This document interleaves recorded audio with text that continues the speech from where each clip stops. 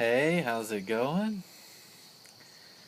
Today in this video I'm feeling led to share about sexuality, sexual addiction, and forgiveness. And really the intention is to just open this up for other people to maybe explore this for themselves. Because sometimes this is kind of a taboo subject and, you know, certainly there's some guilt and shame around this subject, especially if somebody is dealing with sexual addiction and hiding in it. Um, and I know that from my own personal self because that's what I was doing, and there was lots of guilt and shame around this area and around these thoughts that were in my mind about this. And really, you just have to expose these things. So, just letting people know that it's okay, if you do deal with something like this. And maybe there's just fear around it, for fear to tell your wife or your spouse or whoever because you're afraid of how they may react or get upset.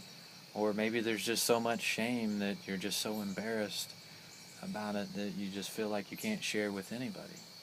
But let me tell you, there's lots of people that deal with this and maybe don't even realize it because they're in the beginning stages of it, and really haven't recognized really what they have going on.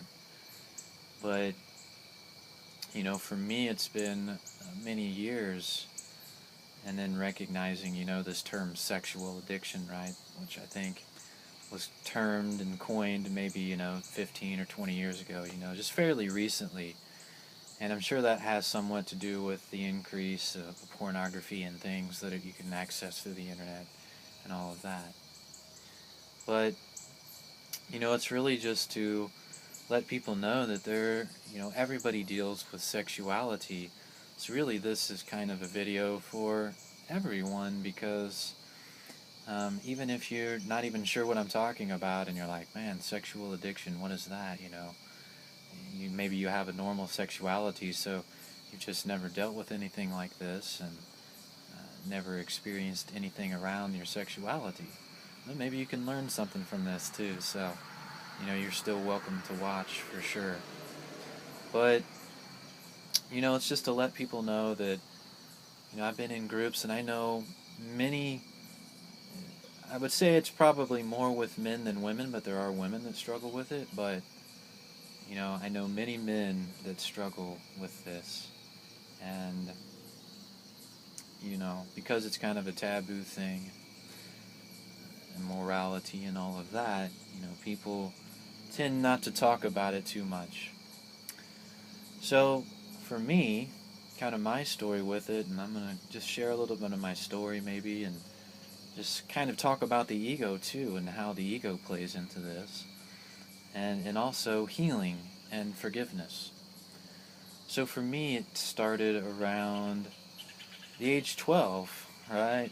Really young, still innocent, and all of that. And over at good old Grandpa's, having a good time over there, and just down in the basement playing around and coming across Gramps' old stash of porn down there, right? The old Playboys. So this is the first time I had ever seen a naked body before, and a woman's body. And I remember where I was and kind of the feelings that I had, and just curious about it, exhilarating feelings, and really just wanting to find out more about this, right? Wanting to experience more of this. And maybe for the next 5 years, it was just a curiosity into trying to find out more. What is this? What is this thing that's giving me this exhilarating, wonderful feelings that I feel? So that's kind of what it was for the next 5 years, exploring it and, meeting other people, other, younger guys that were messing around with it, pornography and things like that, and also experiencing it in relationships with women. So that's kind of what it was for the next 5 years. And I would probably say it wasn't really so much a sexual addiction maybe until about 5 years into it when I was in a relationship and I began to kind of look at what was going on and just kind of recognize, man, I maybe do have an issue around sexuality. Maybe I ought to take a look at this and maybe I ought to stop, doing some of the stuff that I'm doing. And in that, not being able to, right? Not being able to stop. And I believe that's when I recognized that I have an addiction. I have an issue with this. I can't stop. I want to stop, but I can't stop, right?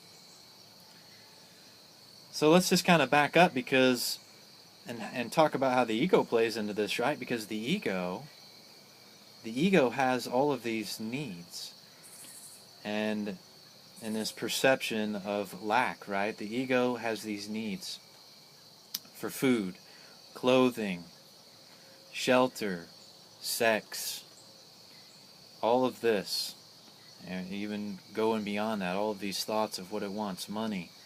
And in that, there's this perception of lack in that, so there's a pursuit after these things to get more of these things. And in that pursuit of trying to get more, in sexuality, for example, you have to continually get more and more of it, right? You have to continually get more and more of it to be satisfied in the ego. And that's really just how the ego is made up. How all of this is made up, to need and to lack. And because of that, that's just the makeup of the world of illusions. And when you begin to use anything beyond what it's really meant for, it can become an addiction. It can become something that you become trapped in, and all of it's mind. So for me, I began to, like I said, because I wanted to stop and I couldn't stop, that began to produce lots of thoughts of guilt and shame, right? All of this guilt and shame began because, I can't stop. Oh man, God, I promise you, I won't do this again. God, help me, and all of that kind of stuff, right? Um, and all of this shame and all of this guilt around it, because you can't get to where you want to get, because you can't get the results you want to get. So you begin to have all of this shame, this guilt, and this depression, and then on top of that, the anxiety and just wanting to isolate yourself because of it, and really just kind of taking yourself into a place where you really just begin to feel like there's no hope. There's no hope, and this is just how it's going to be. And the ego had convinced me of that. I had convinced myself that, this is just how it's going to be. I'll never be able to get out of this, right? After building up all of these thoughts and these illusions in my mind around all of this, how it kind of started innocently and turned into this monster, that's just now devouring me. And I want to get away from it, but I can't. Now I'm trapped, I'm chained. I'm chained to this thing. And all of its mind, all of its thought. And, right, it's this thought that the body is really what you are. And that's kind of what happens when your mind is really brought to this lower place of consciousness, and you really begin to believe that you're this body, and it's not just, most of the people in the world are kind of in that place where, that's the only level that they're on, where they just believe only in the body, right, and all of the things of the body, and not really beyond that at all.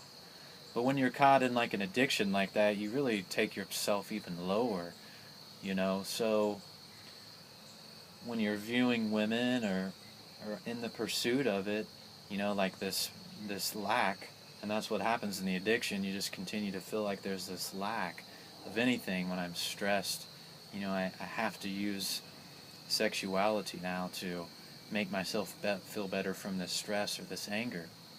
And it's just this continual lack, right?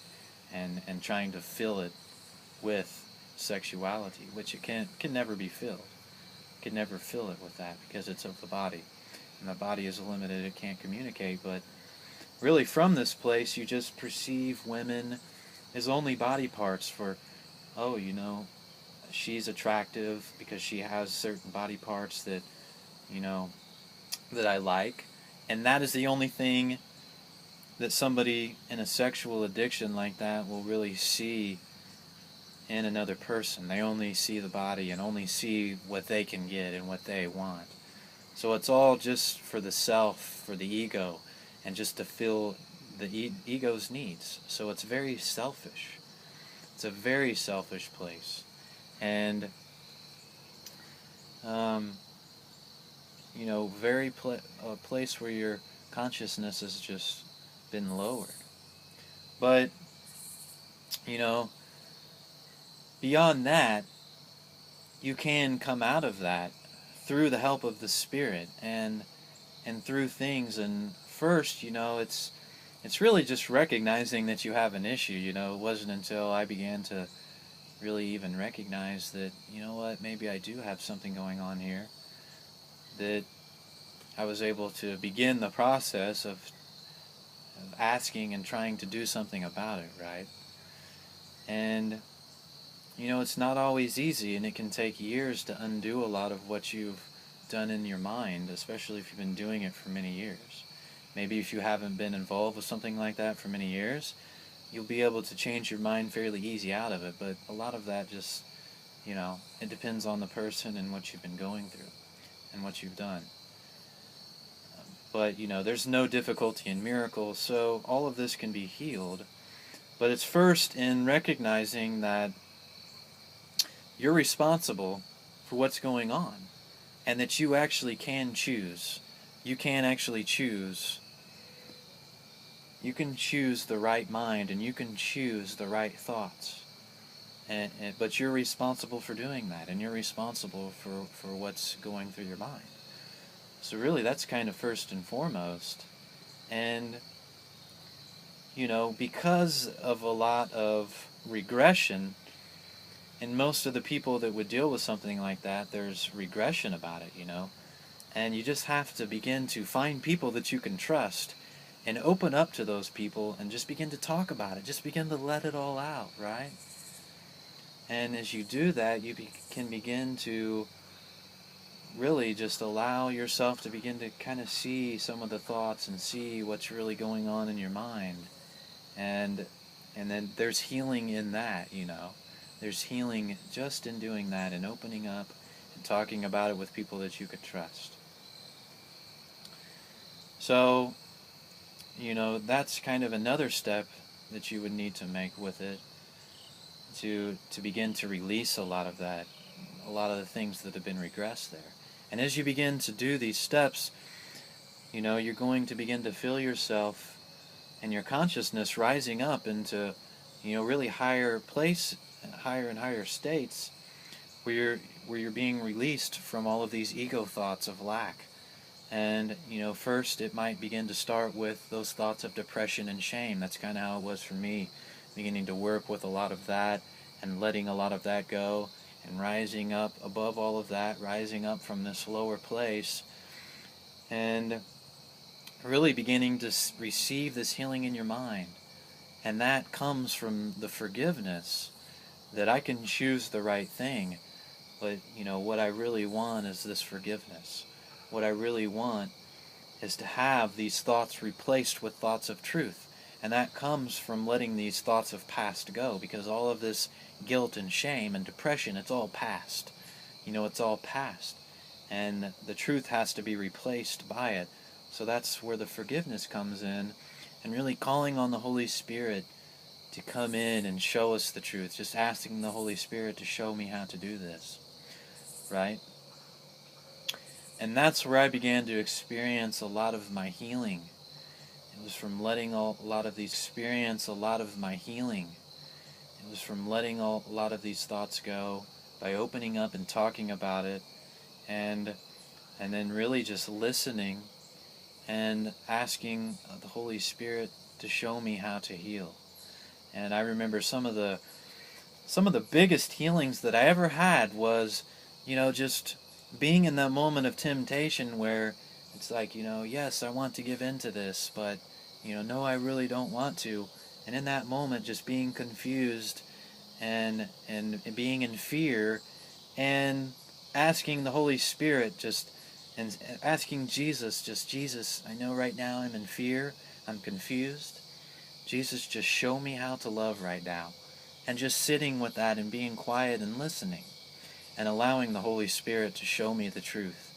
And in that, I've had some of the biggest healings and really seeing, where the error was and just letting it go and the truth just coming in and filling me with peace and recognizing this is what I really want, not that. That's not what I really want. Those energies and that bodily function that's rising up, it's only distorted. It's only because I've distorted it and used it in a way that is beyond what it should be used for. So therefore, it's become distorted in the mind for how it's supposed to be used. And the body's not true communication. I can't communicate with other people through the body as much as the ego might want to think that it can. That's only a very low place that, leads to very much sickness, that's sickness. So you're rising up to this place where you can truly communicate with your brothers and sisters through forgiving and just asking like that. And as you begin to do that, now you begin to see your brothers, your sisters for who they truly are. Now you begin to see them as children of God, because that's who you're knowing yourself as. That's who the Holy Spirit is showing who you are. I'm this child of God who is complete, who is whole, who is healed. And now I see my sisters like that. I no longer see them for their bodies, but I see them for the beautiful children of God that they are, the powerful, communicative beings in this one mind that I can communicate with. And, that's where it's at. That's where the true communication is. That's where the love is. That's where the joy is. That's really where it's found. And let me tell you something. I don't care, how much, sex, yeah, it gives you some great feelings and, all of that.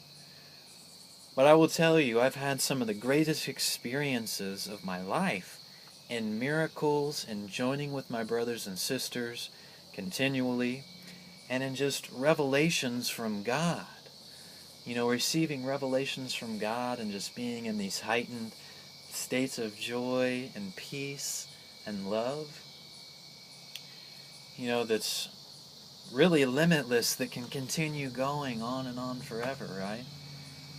And this is where the true joy is. This is where the true peace is. And it's not found just in this bodily function, right? This bodily function that's really use is only to really procreate is what its use is for. And really with anything, that's when we begin to experience the pain, is when we distort it and try to use the body beyond its means. And that's really what this video is about, So, I hope this maybe shed some light on some things and maybe just open you up to maybe just find, if you are struggling with something like this, giving you the confidence and, the energy to just go and maybe talk to somebody else about it. Maybe just start there and just open up, if you are struggling with something like that. There's, you're not a bad person. You haven't done anything wrong. But your mind is just in a place of error and you just need correction.